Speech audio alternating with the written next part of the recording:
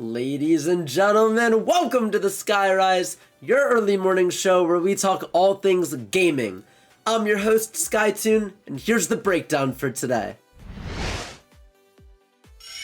We're going to be talking about the Zelda movie actors revealed, playing some Poke Pools, talking about Drag X Drive's demo coming soon, what I'm playing, Donkey Kong's movie, character conundrum, questions from Patreon supporters, and shoutouts. Let's go! The roles for Zelda and Link's live-action adventure hitting the big screen on May 7th, 2027 have officially been revealed. The actor playing Link will be Benjamin Evan Ainsworth, and actress Bo Bragason will portray Princess Zelda. Now, I'm gonna be completely honest, I don't know either one of these two people, but I think that Bo definitely is a good fit for Zelda. I think she looks like her.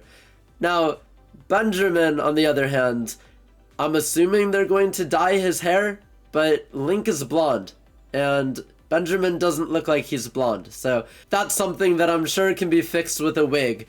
But for right now, just like normal looks, I think that Princess Zelda was definitely the right choice. I still don't know how I feel about this being a live-action movie, but we'll see how it goes. We're probably going to get a trailer for it. Late 2026 would be my best guess. And the real question is, who's going to play Ganondorf? Or are they just going to, like, hire a boar? Either way, let's move right along to playing some Poke Pools. I'm going to open a Lunala pack, but let me know down below which pack we should open next week. Alright, let's spin it and stop. Slice that open, and we got a Rockruff, Tapu Fini, Trubbish, Lunatone, Lurantis, and that is all of them. So it's been brought to my attention that Drag and Drive is getting a limited time demo called Global Jam August 9th and August 10th at the time shown right there.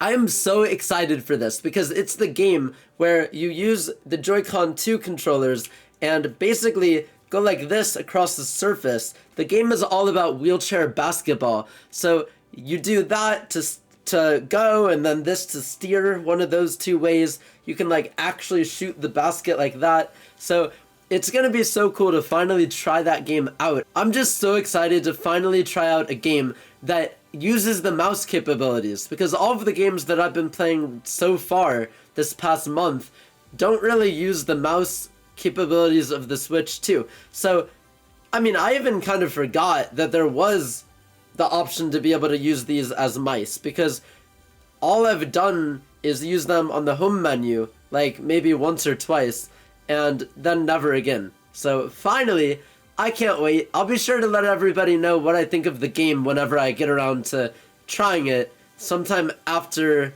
August 10th. Speaking of games, there's two games which I cannot speak more highly about. The first is FNAF Secret of the Mimic. Yes, I know I'm a month late to playing the game, but that's beside the point.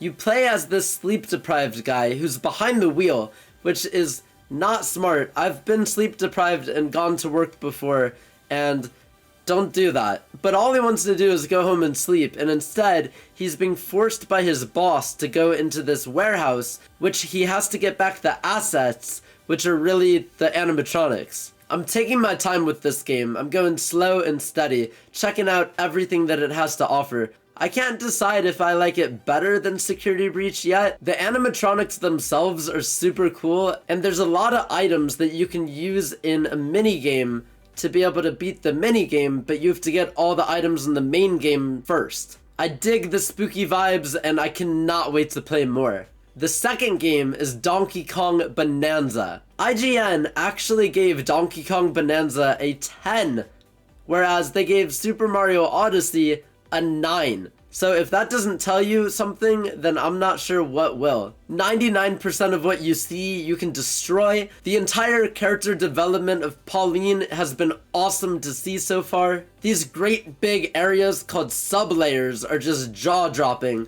and you just keep going further and further down. The boss fights are great. Everything about this game is just So polished, so amazing, and I just stopped at a part where I'm not gonna say too much, but there's something that greatly reminds me of Super Mario Odyssey. Obviously, this game was made by the same team that made Super Mario Odyssey, so that's obvious. But I have a theory of what I think might happen based on this object that I saw. At the time of recording, I haven't beaten the game yet, but once this video is out, I'll have finished it up. So stay tuned for next week, because I'll definitely have more to say, depending on how the ending actually goes. Spoiler free, don't worry. While we're on the topic of DK, he's getting a movie. It says here that an untitled motion picture Donkey Kong project is in the works by way of Universal Pictures. And don't worry, this will be animated just like the Mario movie. Nintendo continues to move into the silver screen space in a big way, but it still makes me wonder about a potential NCU. If you don't know what that means, that's short for Nintendo Cinematic Universe.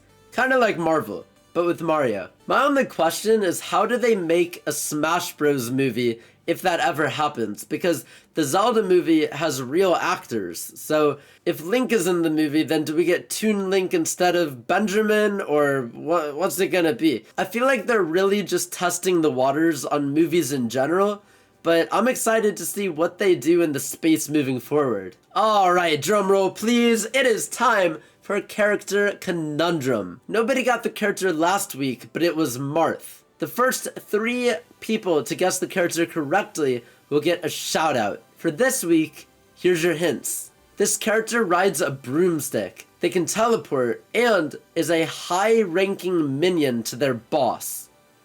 Who could this be? Let me know down in the comments below and find out next week. Nobody has any questions this week, so let's move on to shoutouts.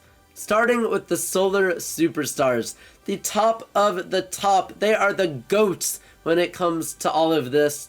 Shout out to Ollie, Hi I Am Alive, and Poyo. Of course, we can't forget about our elevated hero, Matthew 2EK. I'd really appreciate your support, so check out the Patreon in the description below and get exclusive perks and things that you can't get anywhere else. If you enjoyed episode 27 of the Skyrise, please do me a favor and leave a like, subscribe, and share this video with some friends. Thank you so much for watching, and I'll see you next week.